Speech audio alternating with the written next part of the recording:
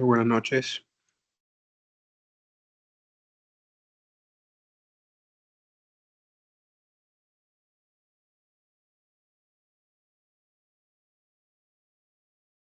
Listo, bueno, muchísimas gracias por estar conectados a esta hora de la noche, ya después de haber terminado sus jornadas laborales. Espero entonces que estén muy dispuestos a aprender algunas cositas. Hoy vamos a tener un evento llamado Controversias en el uso de esteroides anabólicos en la clínica, en personas o en pacientes con sarcopenia y fragilidad. Tenemos a 4 profesionales, 2 médicos del deporte y 2 endocrinólogos. Está el doctor Sebastián Rosero, médico del deporte de la Asociación Médica de Cuidado Especializado, el doctor Camilo Camargo, coordinador del Servicio de Medicina del Deporte del Hospital Universitario San Rafael de Tunja y el Hospital Regional de Duitama. La doctora Karen Palacios, endocrinóloga, presidenta del capítulo noroccidente de la Asociación Colombiana de Endocrinología, y el doctor Jorge Castillo, endocrinólogo de la ciudad de Bogotá.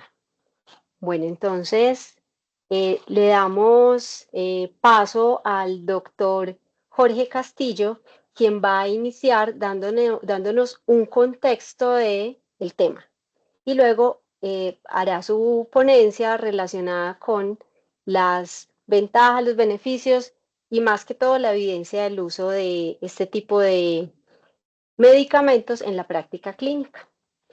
Bienvenido, doctor Castillo. Muy buenas noches. Bien puede iniciar. Muchas gracias, Claudia. Muy amables por la invitación. No es un placer, es un orgullo estar compartiendo con la asociación de ustedes que tiene que ver mucho con temas que nosotros los endocrinos también nos interesan. ¿Me confirmas, Claudia, que estemos viendo mi pantalla, por favor? Le confirmo, doctor, está la pantalla perfecta. Bueno, muchas gracias. De lo que no puse aquí en mi presentación es que fundamos hace unos 10 años con unos amigos lo que se llama la Asociación Colombiana de Sarcopenia. En el momento soy el vicepresidente. Somos un grupo, digamos, algo cerrado, pero muy activos en el tema de la sarcopenia y por eso agradezco mucho esta invitación para hablar precisamente de este tema que es sarcopenia.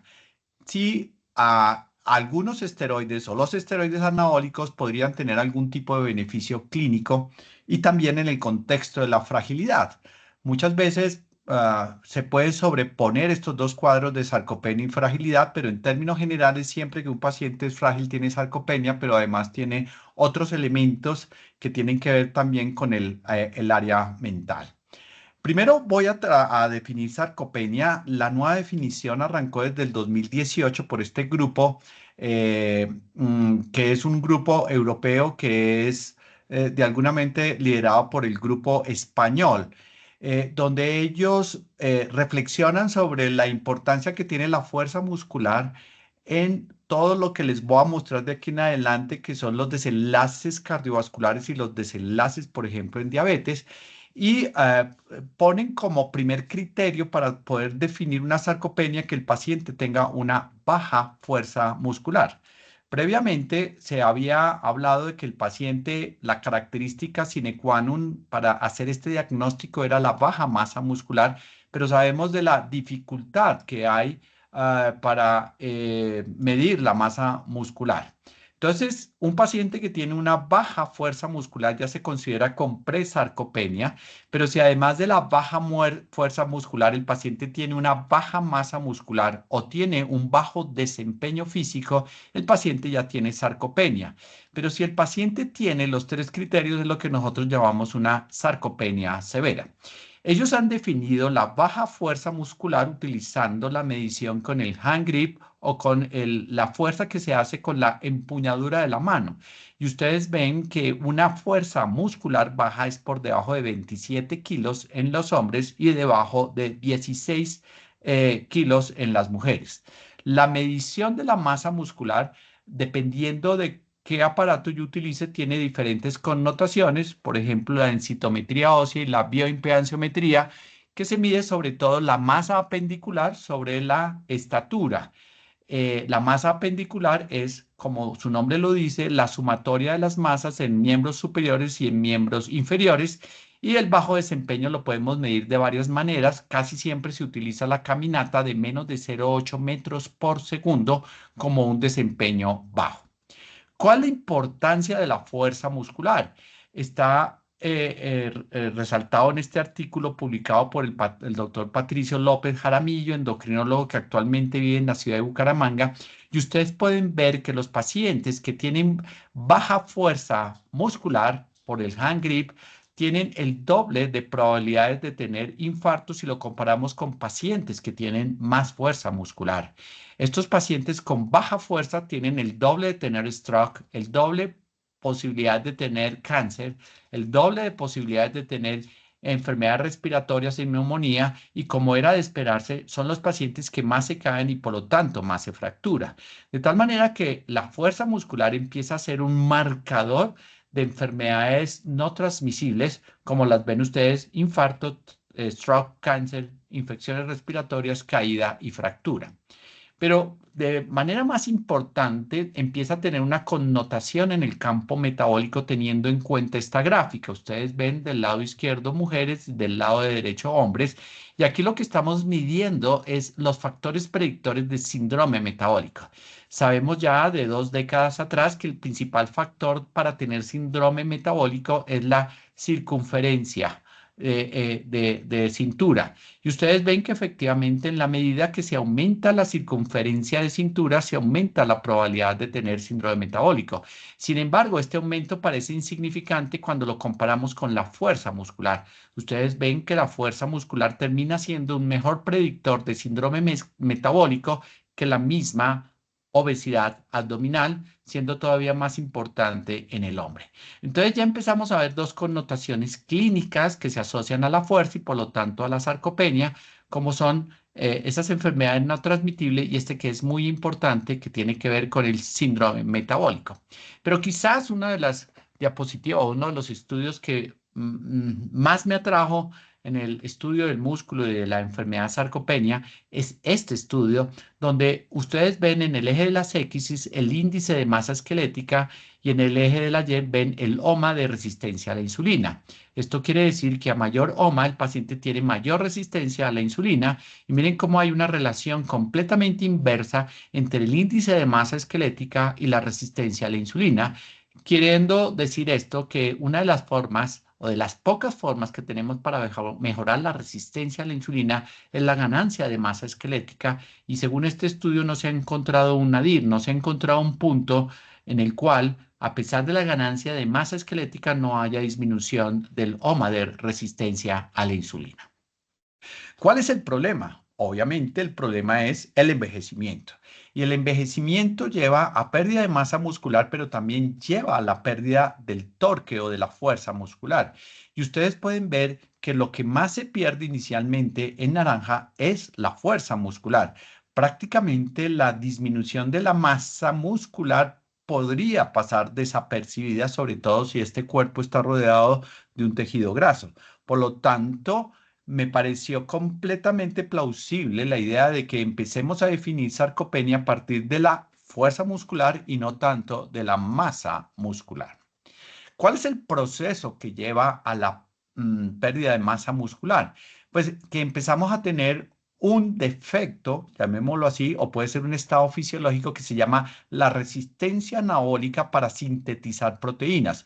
Y este fenómeno no es solamente para sintetizar proteínas del músculo, sino también esto sería completamente pertinente hablarlo en las arrugas, producir colágeno en la piel, en las osteoartrosis, producir colágeno en las articulaciones, o en el hueso para producir síntesis proteica de colágeno en el hueso. Entonces, esto es válido para cualquier órgano, pero ha sido más estudiado a nivel del músculo. ¿En qué consiste? Ustedes ven acá la posibilidad de sintetizar masa muscular, y esa síntesis de masa muscular es mucho mayor en pacientes jóvenes que en pacientes ancianos, llamémoslo mayores de 65 años, cuando hay una cantidad X de proteína. Sin embargo, cuando se aumenta la cantidad de proteína, ustedes ven que la síntesis proteica del anciano puede casi que igualar a la del paciente joven. Y el mismo fenómeno se sucede si nosotros hacemos ejercicio. Quiere decir entonces que efectivamente hay una resistencia anabólica y si yo quiero hacer un paralelo con la resistencia a la insulina, lo mejor para vencer la resistencia a la insulina se llama la misma insulina. Y una de las formas para vencer la resistencia anabólica es usar anabólicos. Anabólicos que pueden ser las proteínas, son sustancias anabólicas que llevan a la formación de tejidos. El ejercicio, por supuesto, que lleva a la formación de tejidos o, que es el tema que nos ataña hoy, el uso de esteroides anabólicos. Fíjense entonces que para la producción de masa muscular, es decir, para evitar la sarcopenia, requerimos de que haya un balance entre los aumentadores de la síntesis proteica y los que degradan la síntesis proteica. Voy a hablar primero de estos del lado derecho. Están sin lugar a dudas la inactividad, que tiene que ver mucho con el simposio, la asociación que hoy nos invita, y la inflamación, y algunas hormonas que están en estudio y que ya han sido target de medicamentos que, si da el tiempo, podemos hablar más adelante, como la miostatina. Pero llamo la atención en el grupo de aumenta la síntesis proteica, está la hormona de crecimiento. Yo personalmente no la recomiendo, no la utilizo, la insulina, pero aquí hay que decir que realmente lo que genera un aumento de la síntesis proteica es mejorar la resistencia a la insulina, es decir, bajar de peso al paciente. Estos son los aminoácidos ramificados. El ejercicio, que entenderán ustedes, es más un ejercicio de fuerza. Y miren lo interesante, la testosterona, que es un esteroide anabólico. Entonces, si miramos en contexto, la testosterona podría ser nuestro principal esteroide anabólico para producir masa muscular. Esto es una revisión del New England Journal del 2025, donde hablan del uso de tratamiento de testosteronas, ojo, en pacientes con hipogonadismo, que está completamente autorizado y avalado por los diferentes algoritmos de tratamiento. Sabemos que la testosterona tiene capacidad de aumentar la somatomedina C o el insulin growth factor 1, y esto va a llevar a una regulación positiva para incrementar la síntesis de fibra muscular a través de las células satélites. Hoy en día, y si ustedes miran en forma de resumen, la testosterona va a mejorar no solamente la libido, la anemia, sino que miren, va a mejorar la capacidad de caminar, es decir, uno de los factores que tienen que ver con la sarcopenia. Una de las noticias buenas de esta revisión es que hoy sabemos que la testosterona no incrementa el riesgo cardiovascular en los hombres, inclusive con enfermedad cardiovascular preexistente, que es un tema que hace unos 10 años era muy controversial, si la testosterona podría o no aumentar el riesgo cardiovascular. Yo me atrevería a decir que no solamente no lo aumenta, sino que hay algunos indicios de que la testosterona puede disminuir el riesgo cardiovascular. Y quizás también una de las muy buenas noticias es que hoy se sabe que la testosterona no aumenta el riesgo de cáncer de próstata, que también era una limitante. Por lo tanto, tenemos un esteroide anabólico que tiene efectos positivos sobre el músculo, y digamos que no hay efectos secundarios importantes en términos de riesgo cardiovascular y cáncer de próstata. Este es un metaanálisis de 59 estudios que utilizaron testosterona, y ustedes pueden ver cómo la testosterona disminuye la masa grasa, aumenta la masa muscular, disminuye la glicemia en ayunas, disminuye la resistencia a la insulina y no tiene impacto en el perfil lipídico. Entendido esto, podríamos pensar si hay un esteroide anabólico que se parezca a la testosterona, que pudiera ser más efectiva y tener menos efectos anabólicos, menos efectos indeseados. Y por eso quiero hablar, y solamente voy a hablar de esto, que es los medicamentos que tienen efecto de la nandrolona, dentro de ellos el decadurabolín, que se vende en nuestro medio y que es utilizado por los pacientes jóvenes. Ya vendrá la discusión, adecuado o no adecuado esta indicación para ganar masa muscular, pero aquí lo estamos viendo es en el paciente sarcopénico, insisto, que tiene resistencia anabólica. Esta es la conformación de la testosterona y todos sabemos que la testosterona necesita de una enzima que es la 5-alfa reductasa para activarse y formar la dihidrotestosterona. Ustedes ven que hay un cambio aquí en el doble enlace y esto permite que haya activación de la testosterona por la 5-alfa reductasa. Si ustedes miran la nandrolona, es una molécula muy parecida a la testosterona. Prácticamente se diferencian en esta unión hidrógeno. Aquí hay otro radical, pero son medicamentos muy parecidos. ¿Cuál es lo importante? Y es que la nandrolona, cuando entra en contacto con la 5-alfa reductasa, se inactiva. Interesante este fenómeno. Testosterona se activa donde hay 5-alfa reductasa, nandrolona se inactiva cuando hay 5-alfa reductasa. Si lo miramos en el contexto clínico, y ahorita me voy a ir también a explicar lo anterior, la testosterona se aromatiza y produce estradiol. En cambio, la nandrolona no se aromatiza. Por eso, estos fisicoculturistas que utilizan de manera apropiada la testosterona van a tener aumento del estradiol, van a tener ginecomastia y por lo tanto ellos utilizan inhibidores de la aromatasa. Con la nandrolona este efecto no se presenta. Pero si lo miramos específicamente en el músculo, el músculo tiene realmente muy poquita 5-alfa reductasa, muy poquita alfa reductasa.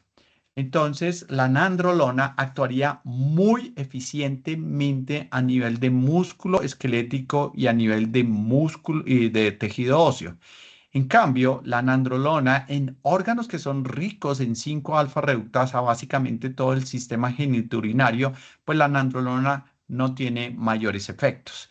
Entonces, esto hace que la nandrolona sea una testosterona muy efectiva en músculo, con muy pocos efectos secundarios a nivel genitourinario, con la ventaja de que no se aromatiza y por lo tanto no produce estradiol y tiene entonces una relación anabólica androgénica alrededor de 10:1. Quiere decir que la nandrolona es 10 veces más efectiva en la producción de masa muscular que la testosterona sin un efecto androgenizante, precisamente porque es inactivada donde tenemos concentraciones adecuadas de 5-alfa reductasa. Quiero simplemente terminar para empezar a contextualizar. Este es un paciente de la vida real que me llegó hace 10 días, 75 años, y que después de un reemplazo valvular mitral, él dice que tuvo una cirugía prolongada y que estuvo en una posición inadecuada por mucho tiempo. El paciente perdió 18 centímetros de altura, básicamente dado por una posición de escoliosis. Cuando lo ven los neurocirujanos, los ortopedistas le proponen que para lograr nuevamente la posición anterior, la posición erecta normal, hay que hacer 2 cirugías que son bastante complicadas, sobre todo en el contexto de un paciente que ha salido de una cirugía de riesgo cardiovascular. Entonces, la propuesta es hacer una rehabilitación muscular. La pregunta es, además de utilizar proteína y fuerza, ¿ustedes le colocarían a este paciente nandrolona? ¿Podría esto potenciar la ganancia de masa muscular y mejorar la calidad de vida del paciente? ¿Qué efectos secundarios podría tener la nandrolona en este paciente con un ciclo corto? Y creo que estas preguntas las voy a dejar para que las resolvamos en la discusión. Finalmente, los anabólicos son sustancias que hacen que moléculas simples se vuelvan complejas a través de la utilización del ATP. Esto era lo que quería decirles para la introducción y ojalá con el caso clínico poder motivar un poquito la discusión también final. Muchas gracias. Doctor, muchísimas gracias por esta presentación tan clara, tan interesante y bueno, le damos entonces el paso al doctor Camilo Camargo para su disertación respecto a el uso desde medicina del deporte. Muchas gracias, doctora Claudia. Por favor, ¿me confirmas que estemos viendo? Sí, señor, ya se ve tu pantalla. Muchas gracias.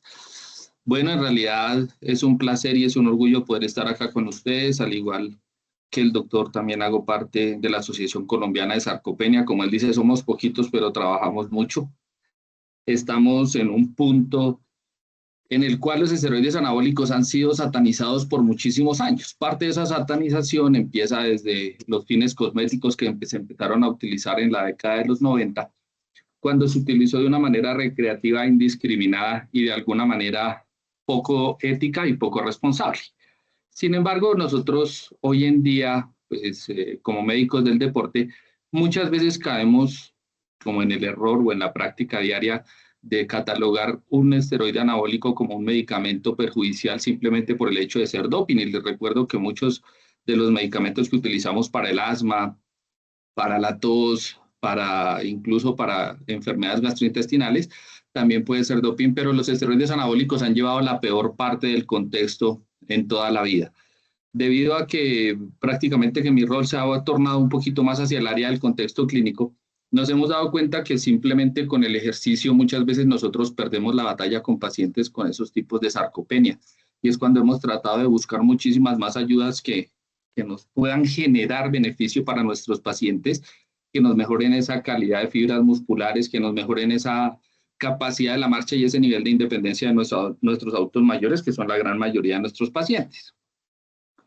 Justamente como decía ahorita el doctor, cuando nosotros tenemos un ámbito tan grande en el que nosotros antes catalogábamos el uso de esteroides anabólicos, en especial la nandrolona, el decanoato de nandrolona, como uno de los que podía generar más efectos cardíacos, empezamos a buscar muchísima evidencia al respecto y en realidad se tornó o se falsificó un poco esa evidencia debido a que esos problemas cardíacos venían muchísimo más del uso en el fin cosmético de muchísimas sustancias que vienen a la par. Entonces, esa polifarmacia que ellos utilizan con esteroides anabólicos en diferentes presentaciones, en dosis muy altas, combinadas muchas veces con insulina, con hormona de crecimiento, es la que puede generar un balance bastante grande o un desbalance endocrinológico muy grande y que muchas veces también generaba esa hipertrofia ventricular izquierda que era la que llevaba a nuestros pacientes a esos problemas cardíacos que podían presentar. En este estudio y en esta revisión de casos que nosotros pudimos encontrar en patología que netamente es extrapolable a la de nosotros en Brasil, nos dimos cuenta que de 200 pacientes jóvenes que utilizaron dosis de decanoato en nandrolona, en dosis máxima de 200 miligramos semanales por 8 semanas y en mujeres por 4 semanas, no hubo ninguna evidencia física, ni en cambios, ni en efectos morfológicos, ni en función cardíaca. Entonces, esto también nos ayuda a mostrar que en realidad cuando se hace con un fin serio, cuando se hace un fin controlado, con un fin médico y con un fin específico, pues seguramente puede tomar la validez que nosotros estamos buscando en el ámbito intrahospitalario y en el ámbito clínico. De la misma manera, encontraron diferentes estudios en los cuales pues, se manejaron diferentes patologías, anemias, pacientes que estaban en hemodiálisis, pacientes que tenían enfermedad renal crónica, pacientes con diálisis peritoneal, y en todos ellos se utilizó decanoato de nandrolona con un reporte a 6 y 12 semanas, en los cuales tampoco se encontró ningún evento cardíaco relacionado con el uso de decanoato de nandrolona.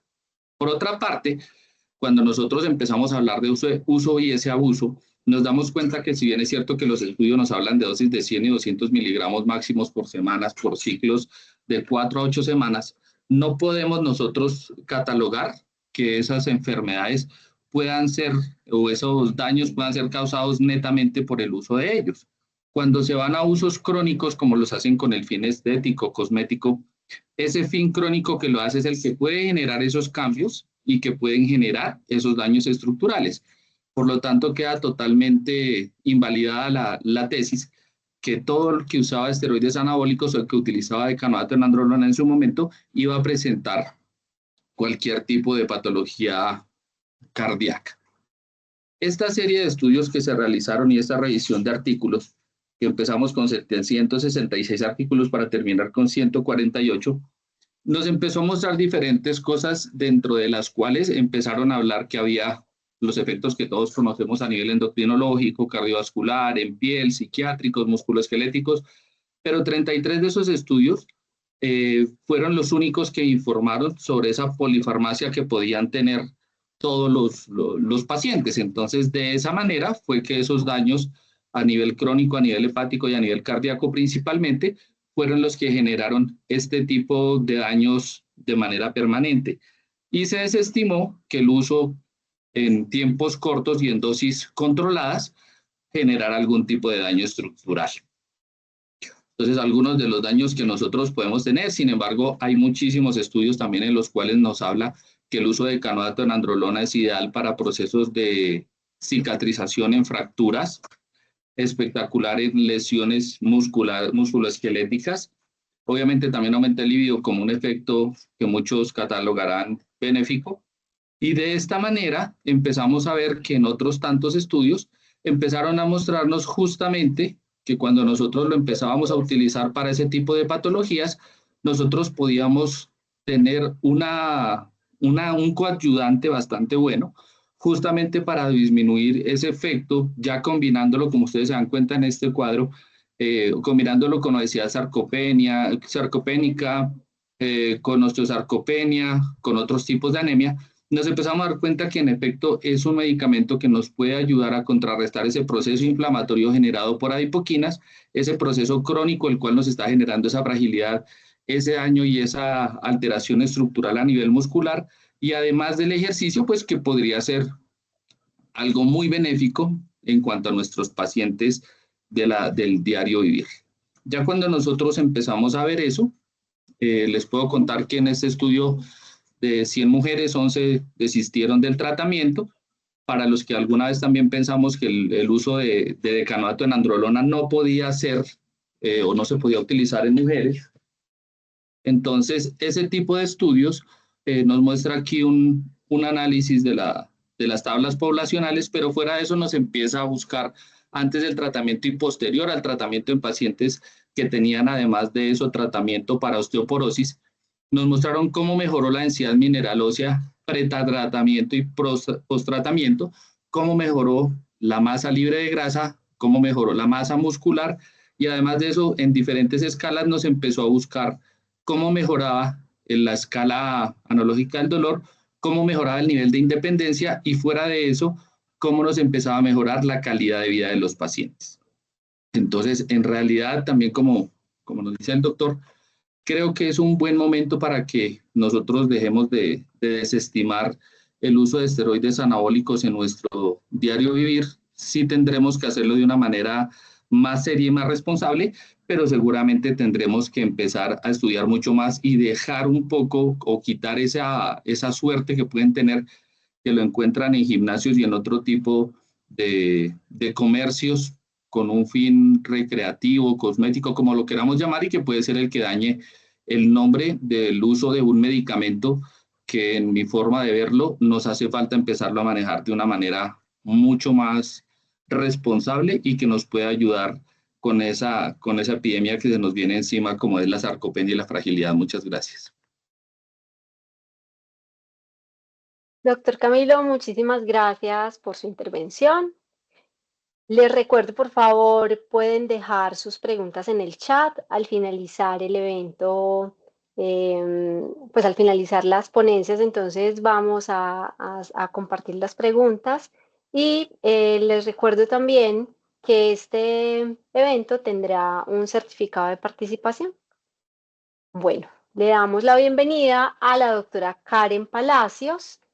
La doctora nos va a hablar entonces de su punto de vista y el riesgo cardiometabólico por el uso asociado a esteroides anabólicos. Bienvenida, doctora. Muchas gracias por estar con nosotros.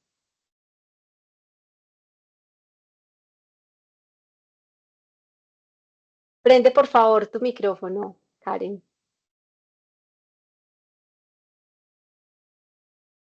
¿Me están escuchando bien? Ahora sí. Listo. ¿Y me ven la pantalla? Sí, señora.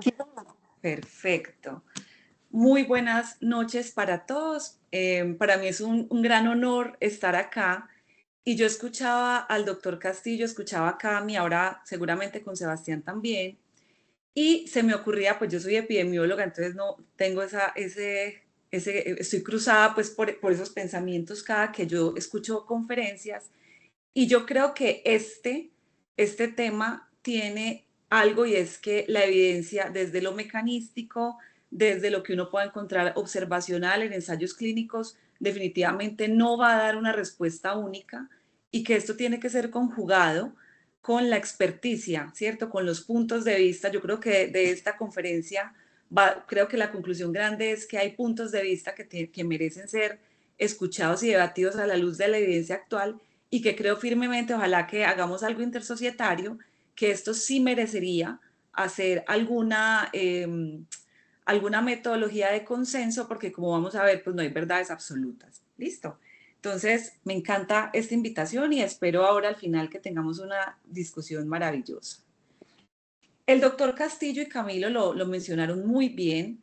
La testosterona, ¿cierto? Es muy importante, sabemos ya de su seguridad cardiovascular, sabemos de su seguridad en muchos ámbitos cuando el reemplazo es adecuado, sobre todo en pacientes que tengan deficiencia de testosterona.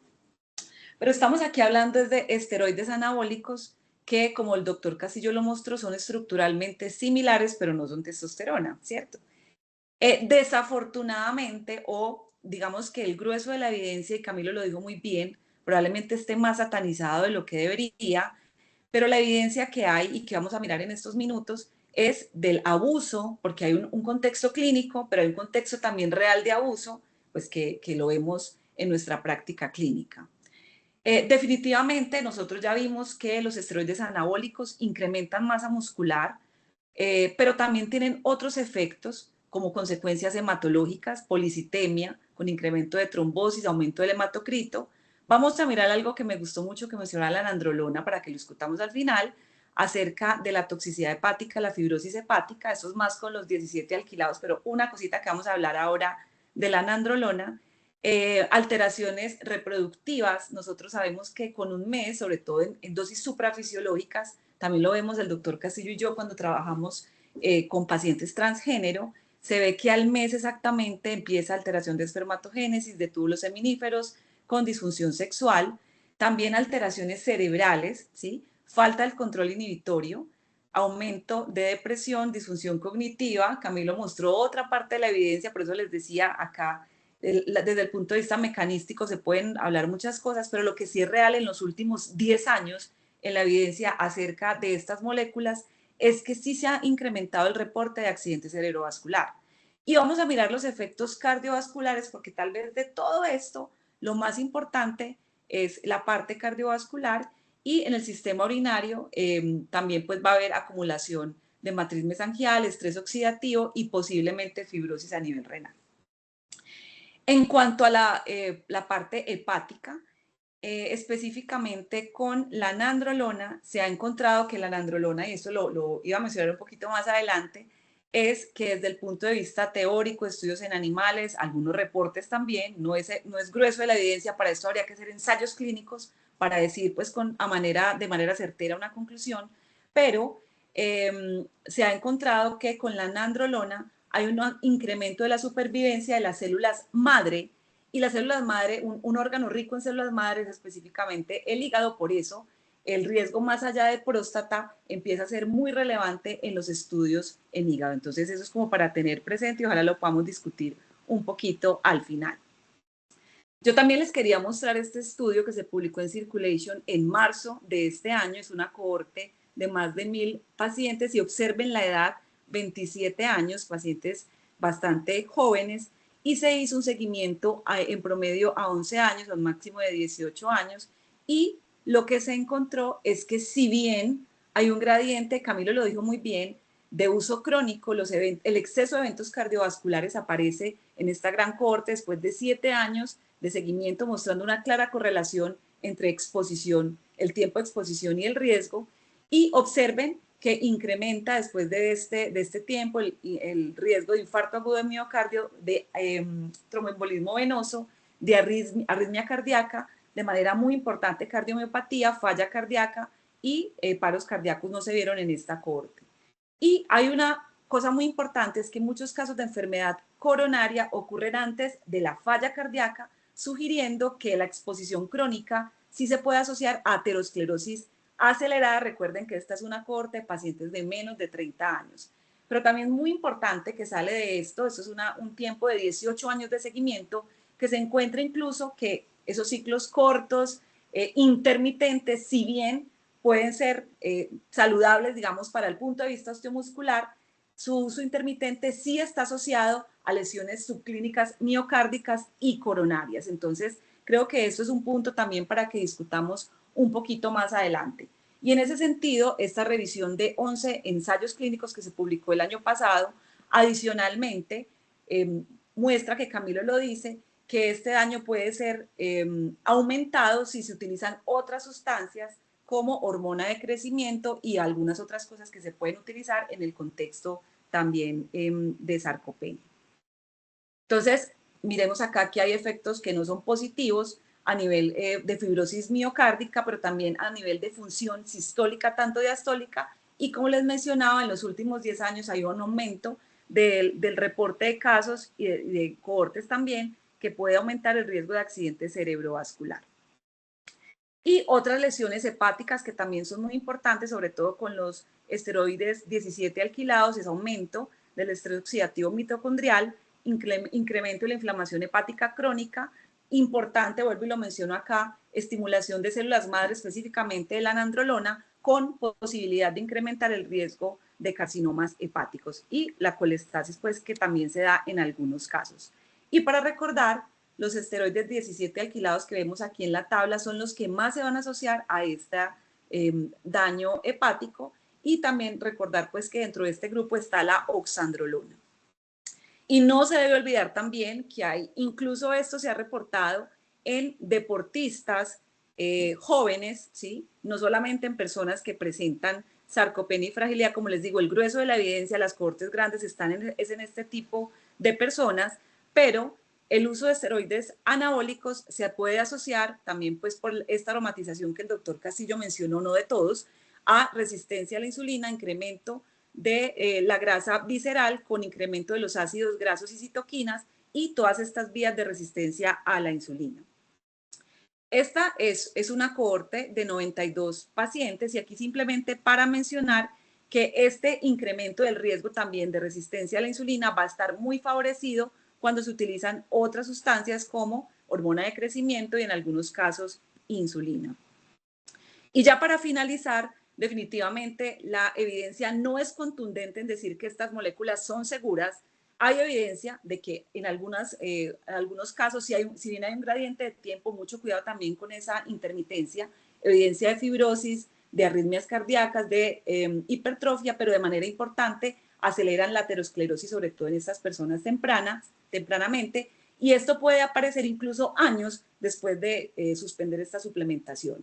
Daño hepático, sobre todo con los 17 alquilados, la duda que hay alrededor de la nandrolona con la estimulación de las células madre, específicamente en órganos ricos en células madres como el hígado, y definitivamente la utilización de otras sustancias pues puede potenciar estos efectos. Mi pregunta final, en sarcopenia y fragilidad, ¿sí podemos decir a ciencia cierta que los beneficios están, pero que sí son seguros a largo plazo? Esto a mí se me hace muy parecido. Yo manejo pacientes todo el tiempo transgénero, y definitivamente sí hay dudas acerca del riesgo cardiovascular a futuro, del riesgo en salud ósea, en general del riesgo de neoplasias. Entonces esto es algo que pues tendríamos que tener muy abierto a la discusión, no cerrarnos en decir que son malos, pero tampoco que son completamente seguros, y por eso creo que en esta conjunción sí cabría y valdría mucho la pena hacer un consenso intersocietario donde haya una metodología pues clara como para llegar a ciertas conclusiones para fenotipificar un poquito más a los pacientes. Muchas gracias. Doctora Karen, muchísimas gracias. Excelente intervención. Bueno, ahora vamos a darle la bienvenida a Sebastián Rosero, médico del deporte, compañero de acá de Antioquia. Él es médico en la Asociación Médica de Cuidado Especializado. Le damos la bienvenida, Sebas, y bueno, muchas gracias por estar acá.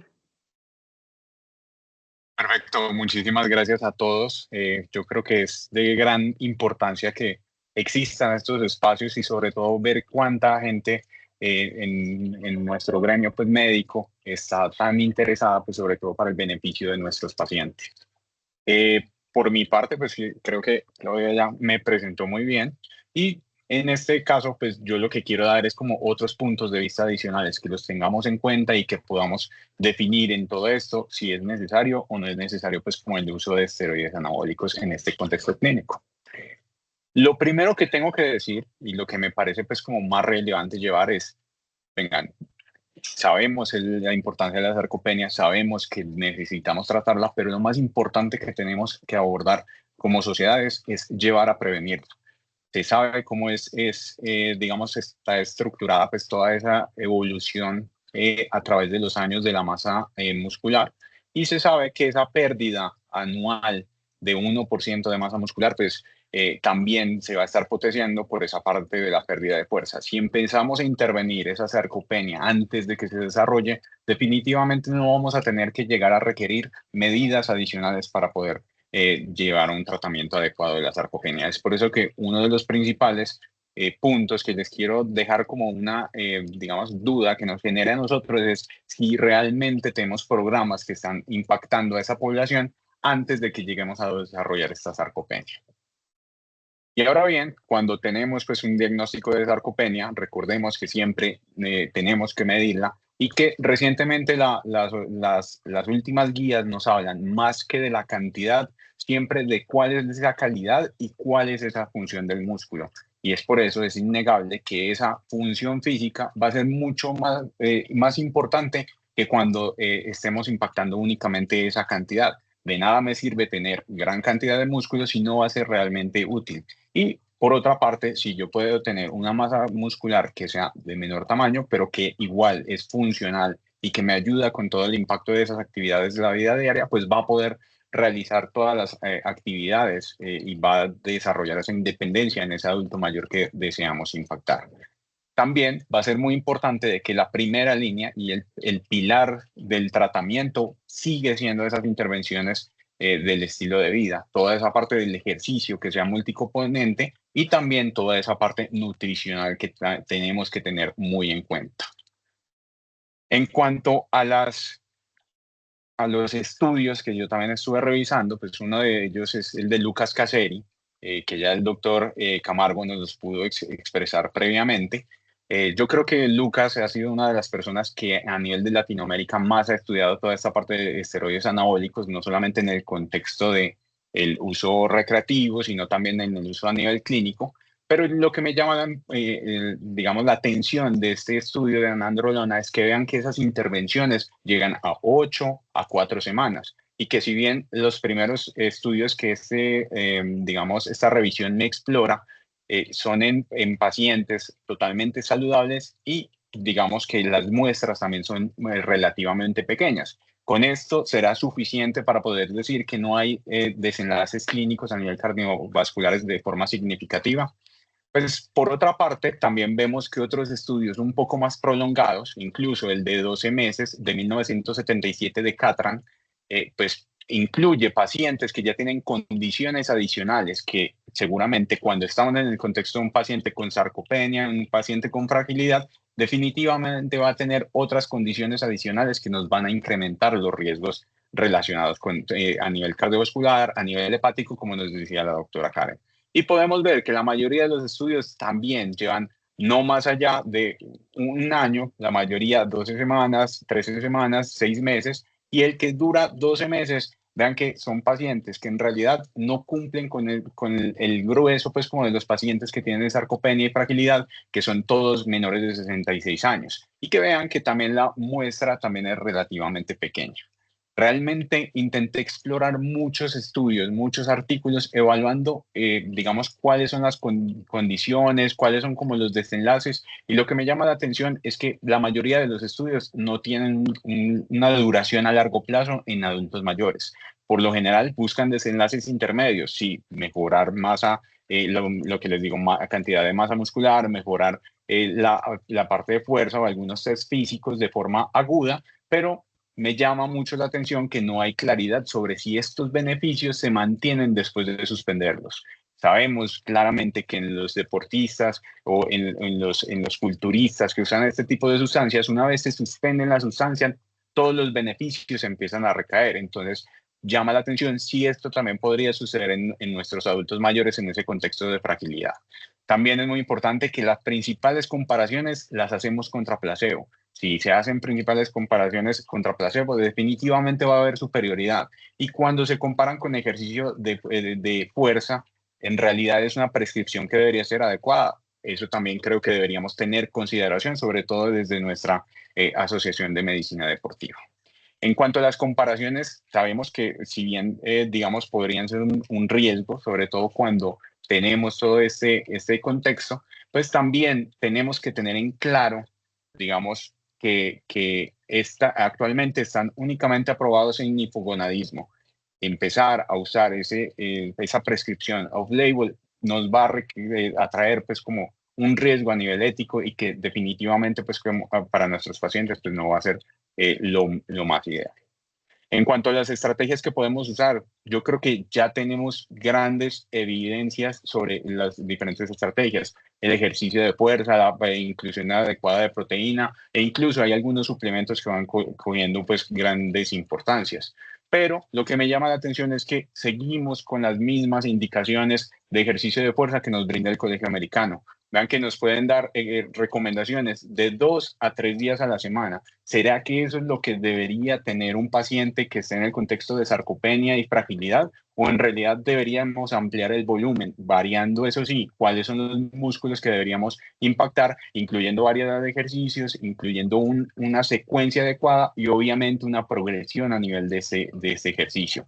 Y es que la evidencia ya es contundente. El ejercicio de fuerza y sobre todo si lo uno a otras intervenciones como una adecuada nutrición con un ejercicio aeróbico y ejercicio de balance puede impactar realmente con una evidencia fuerte a esta sarcopenia y además pues consecuentemente la fragilidad. Entonces, ¿será necesario incluir adicionales para lograr esos tratamientos o será que yo debo replantearme en realidad si las intervenciones que estamos realizando son los que mis pacientes necesitan?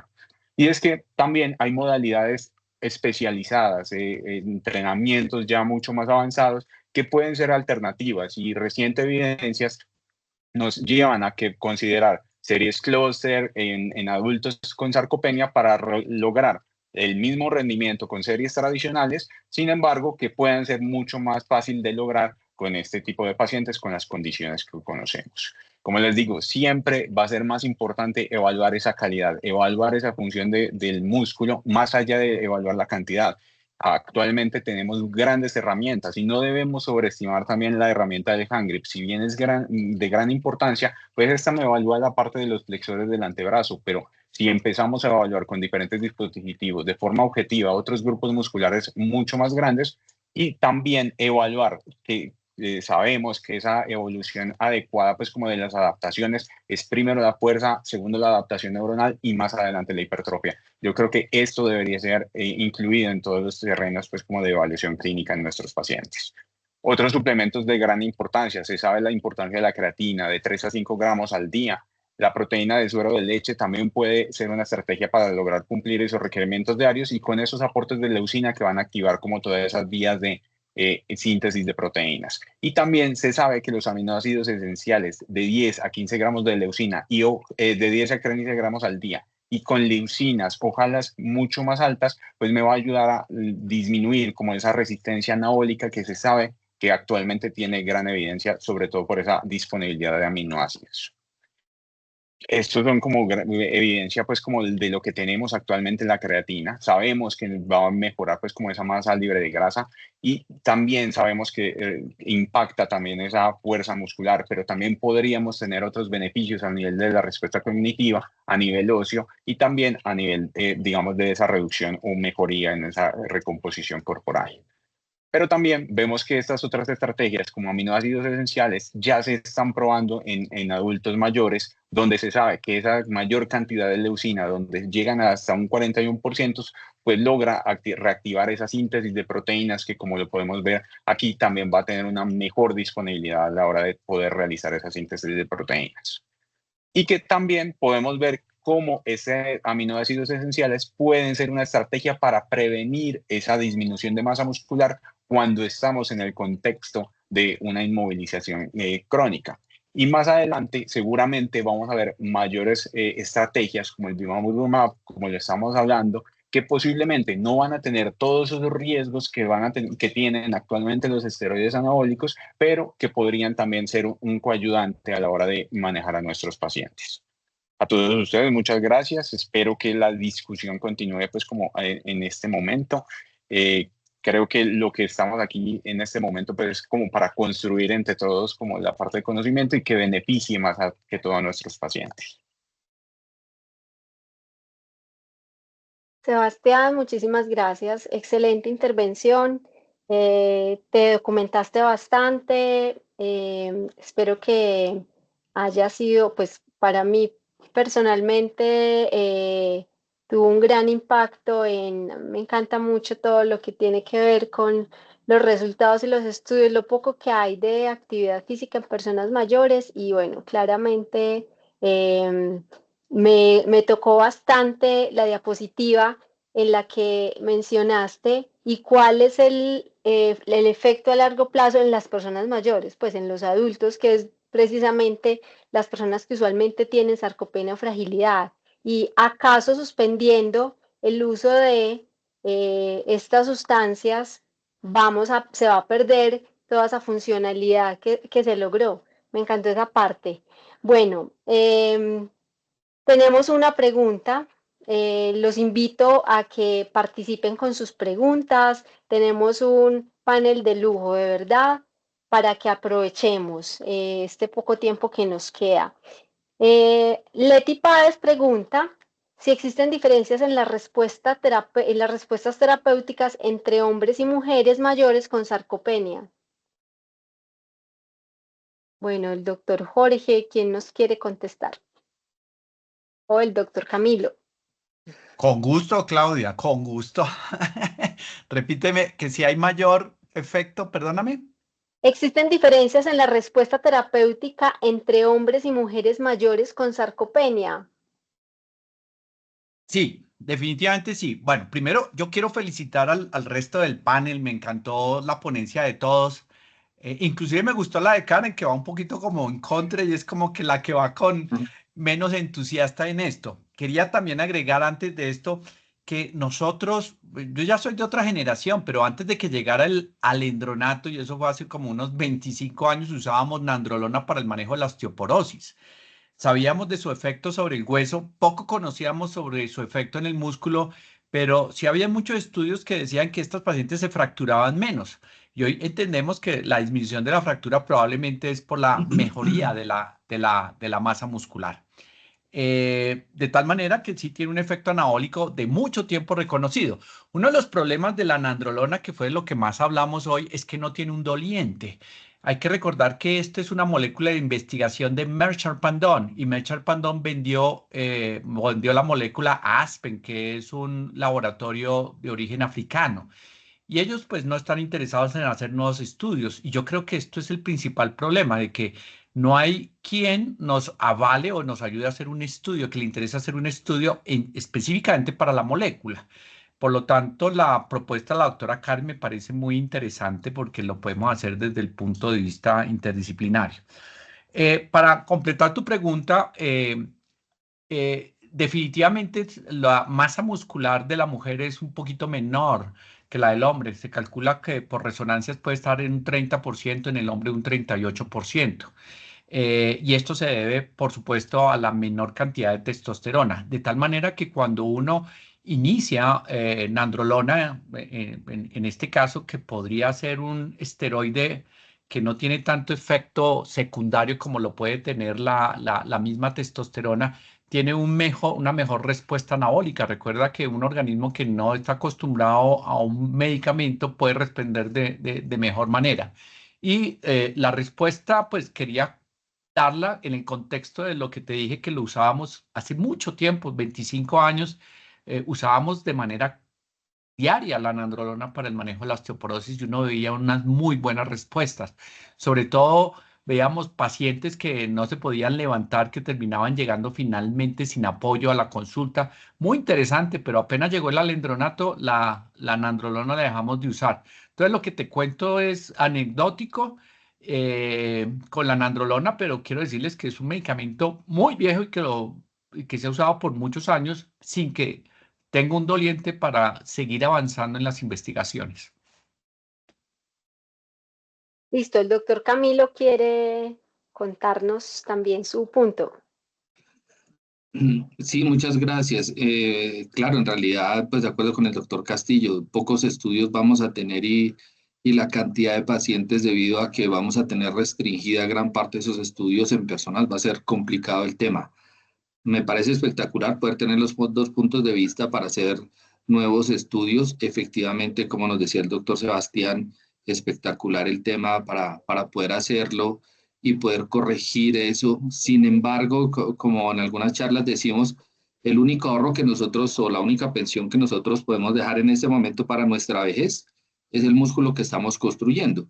Pero lamentablemente muchos de los que venimos gastando los ahorros no los hemos recuperado y digamos que ahí es donde cobra de pronto importancia que podamos tener algo más. Me parece espectacular lo de Sebastián. De acuerdo totalmente en lo que no podemos seguir midiendo solo por handgrip. Todo, por ejemplo, las personas acá en Boyacá, el handgrip es de 50, ¿sí? Pero póngalo a pararse y caminar unos metros, lo verá que es imposible que lo hagan. Tenemos que empezar a medir y a mirar esos grupos musculares mucho más grandes, pero pues en realidad creo que, así como dice el doctor Castillo, no hay dolientes, creo que nos toca a nosotros ponernos la camiseta y empezar a hacerlo, porque en definitiva creo que puede ser una muy buena opción para los pacientes que ya estamos teniendo, que se nos están deteriorando y que fuera de eso se nos están muriendo porque ya no tienen de dónde sacar más sustrato con ese músculo tan pobre que tienen. Muchas gracias. Listo, gracias, doctor Camilo. Héctor Parra felicita a todos los speakers y pregunta si hay alguna utilidad del uso de esteroides en obesidad sarcopénica. Total, total. La obesidad sarcopénica, la teoría es muy bonita. Sabemos que la infiltración de grasa a nivel muscular lleva a un estrés oxidativo aumentado en la fibra muscular y esto lleva a deterioro de la fibra muscular.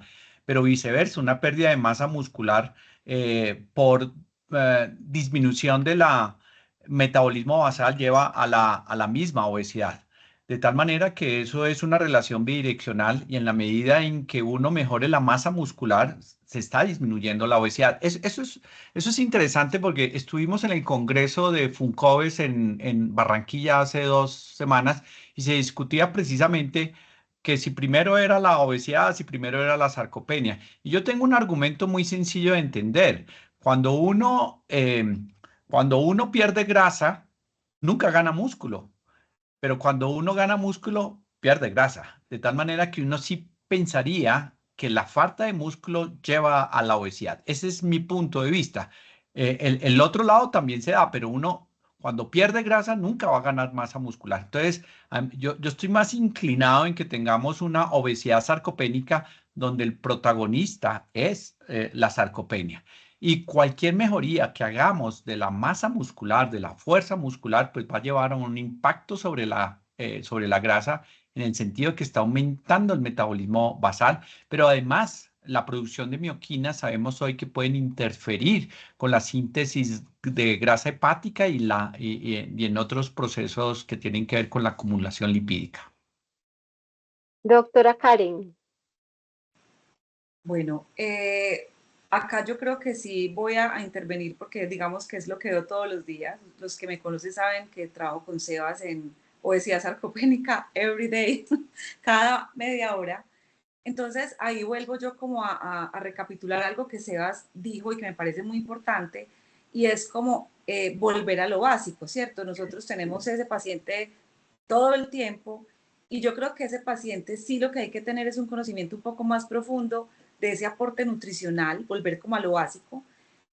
cómo le estamos prescribiendo la actividad física, si yo tengo herramientas de personalización que lo usamos en nuestro laboratorio metabólico, calorimetría indirecta, ergospirometría, medición de oxígeno muscular. Probablemente nos quedamos cortos en el soporte proteico especializado, que tenemos muchas maneras de hacerlo de acuerdo al contexto del paciente. Entonces yo creería que para mí en esa pregunta en particular, creo que más que ponerle un papel al esteroide anabólico es realmente si el tema, digamos, de los hábitos que nosotros en teoría somos los que tenemos que hacer esa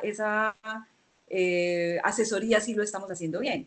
Creo que desde la medición, desde el diagnóstico, desde solamente utilizar Hungry, por ejemplo, o solamente utilizar imágenes de impedancia, densitometría de composición corporal. Entonces yo creo que más allá en mi concepto, como les digo, pues es lo que vemos todo el tiempo, de que para mí ahí tenga un papel el esteroide anabólico, la verdad no lo veo tan viable. De pronto en el que Cami dijo sí, en ese paciente que está con una fragilidad extrema, que está pues demasiado con una sarcopenia severa y que yo pues no tengo otras alternativas, un paciente probablemente postrado o que tenga alguna dificultad clínica, donde de pronto ahí creo que sí tendría papel el esteroide anabólico, pero en mi práctica, o lo al menos como nosotros lo hacemos, creo que sí toca es refinar y afinar un poquito más desde el diagnóstico y las estrategias terapéuticas que estamos haciendo, más allá de colocar nandrolona en un paciente, donde vemos que la seguridad en general, pues a largo plazo no hay evidencia de que sí, que sea completamente inocua. Pues a corto plazo, un paciente que tenga una expectativa de vida corta, donde yo necesito ayudarlo con comorbilidades, probablemente ahí yo le dé algún papel, pero el paciente que se me presenta en la consulta con obesidad sarcopénica, donde yo tengo una serie de herramientas que tengo que optimizar, pues creería que no le vería en mi concepto, no sé ustedes qué piensan, un papel pues central. Sebastián. Yo también estoy de acuerdo y vuelvo a todo, o sea, siempre tenemos que reevaluar si la intervención en la que estamos basándonos es realmente la correcta. De entrada, yo creo que el avance del tratamiento de la obesidad pues va cada vez más grande, definitivamente no va a ser, digamos, un objetivo inmediato adicionar otro medicamento en ese sentido para adicionar otros factores de riesgos, sino que debemos empezar a luchar por objetivos totalmente de forma aislada. De entrada, tratar la obesidad es mandatorio y si yo voy a empezar un proceso de reducción de peso, el objetivo también en ese entorno de ejercicio físico va a ser ejercicio de fuerza y adicionar otras estrategias para que sea un manejo multimodal, para que prevenimos esa pérdida más allá de esa masa muscular, empezamos a impactar esa masa grasa y yo creo que desde hace más de 50 años Forbes ya había encontrado de que a medida que yo más masa grasa tenga, mayor impacto va a ser sobre esa masa grasa que sobre la masa libre de grasa. Entonces, la mayor parte de pérdida que voy a tener es sobre esa masa libre de grasa, siempre y cuando yo tenga otras estrategias que me soporten esa masa libre de grasa. Listo, Sebastián, muchísimas gracias. Tenemos otras dos preguntas. ¿Recomiendan el uso de otros fármacos, específicamente SARM, para su uso en pacientes sarcopénicos en el contexto clínico? Esta pregunta la hace Jonathan Saldarriaga. Y la siguiente, ¿existe algún protocolo a dosis para usar nandrolona en sarcopenia? Bueno, ¿quién quiere lanzarse? Quería complementar la ronda anterior y estoy totalmente de acuerdo con Karen en el sentido de que haciendo una analogía con la diabetes, no empezamos un medicamento como un GLP-1 hasta que la dieta y el ejercicio no se lleve a cabalidad. Por supuesto que sigue siendo la base del manejo de la sarcopenia.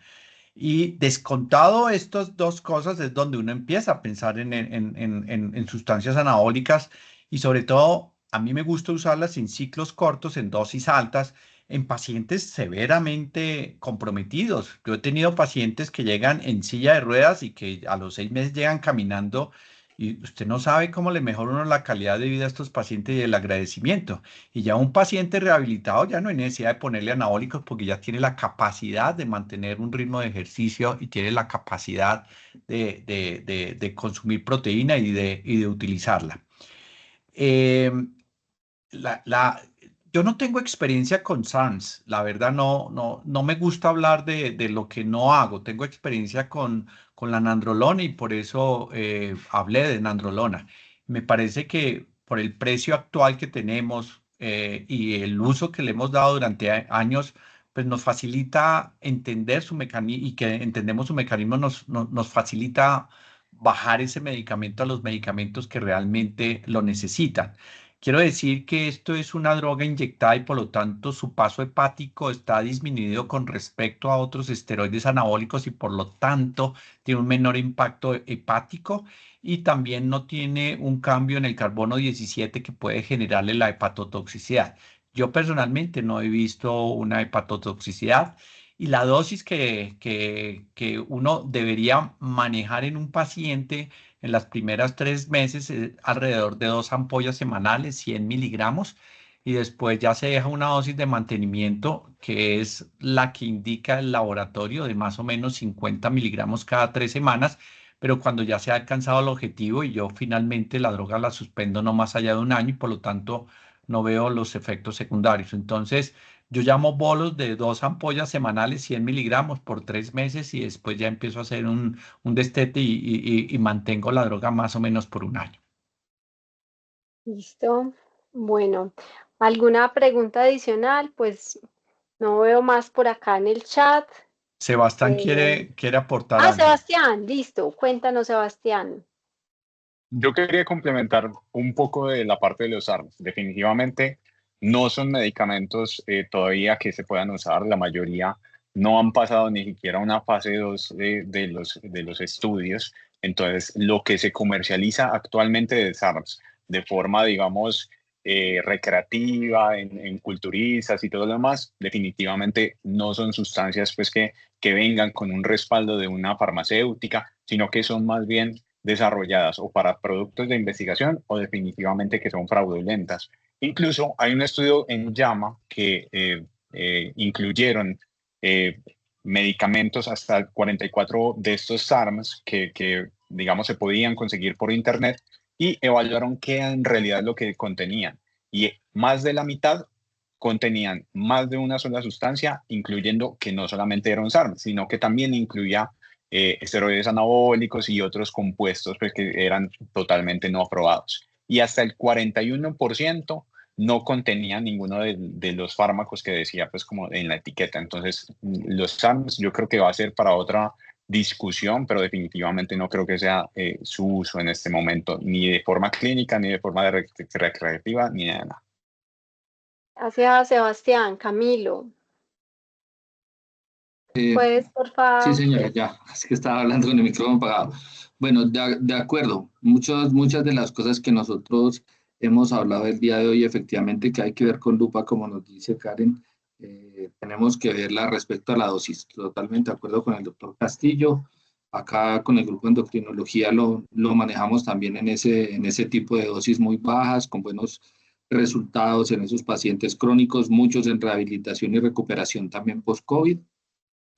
Efectivamente, como nos dice Sebas, los ARMS en el momento pasa lo mismo que con muchos esteroides anabólicos que empezaron a llegar, que son creados no sabemos en dónde y que tienen una mezcla de cosas que ni siquiera creo que los que la hacen la conocen y son moléculas muy inestables que nos generan muchísimos efectos adversos y que gracias a eso es que terminamos muchas veces satanizando este tipo de medicamentos. Pero sí, en realidad los ARMS por ahora los ofrecen muchísimo en los gimnasios, los ofrecen muchísimo a los chicos de 16, 18 años y en algunos casos sí hemos empezado nosotros a ver casos que nos empiezan a llegar a consulta ya con muchas complicaciones secundarias del uso indiscriminado de este tipo de medicamentos. Entonces, sí de pronto tener en cuenta eso, al igual que incluso con el decanoato de Aspen, también ya lo vemos en los gimnasios que lo ponen en unas dosis exorbitantes,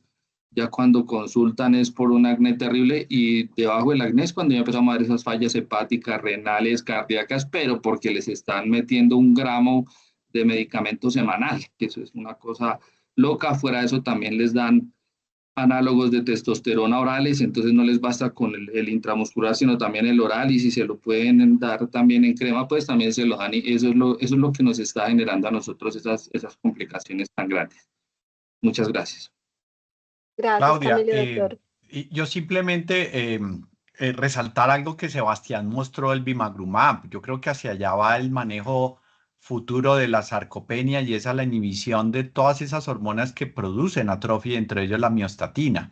Eso tiene una historia muy interesante. Ustedes saben que ahorita Laboratorios Lilly está lanzando tirzepatide, una droga que te disminuye frenéticamente la cantidad de grasa y la preocupación siempre ha sido la pérdida concomitante de masa muscular, como se ha visto con algunos GLP-1. En ese orden de ideas, hace 2 años tuve una conversación con el laboratorio Lilly y les mostré el bimagrumab, cómo era una molécula que podía ganar masa muscular. La sorpresa mía, y no sé si fue por la charla o qué, Lilly compró bimagrumab. Lilly tiene ahora esa molécula en investigación y fíjense entonces lo que se viene hacia futuro.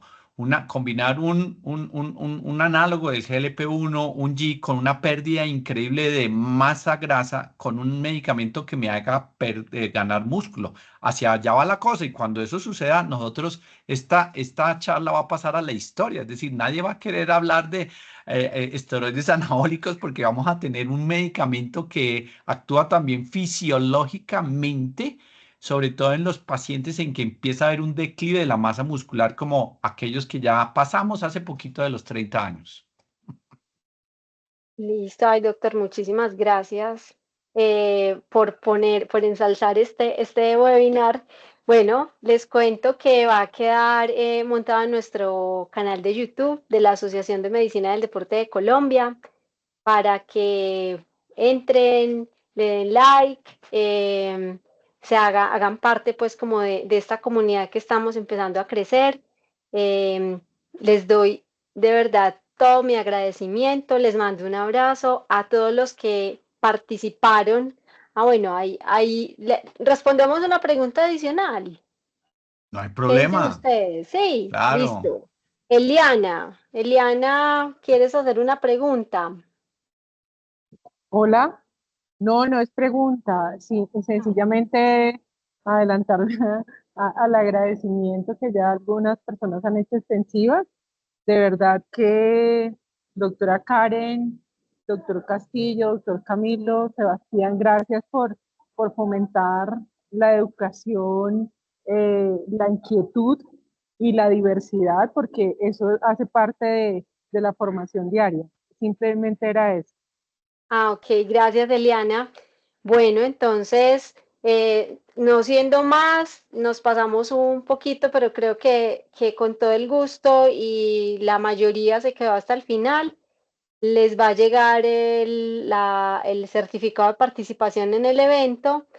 Muchísimas gracias a todos. Les mando de verdad un abrazo muy grande y bueno, este espacio queda abierto para que tengamos más discusiones académicas de alta calidad, que es lo que queremos en la Asociación de Medicina del Deporte de Colombia.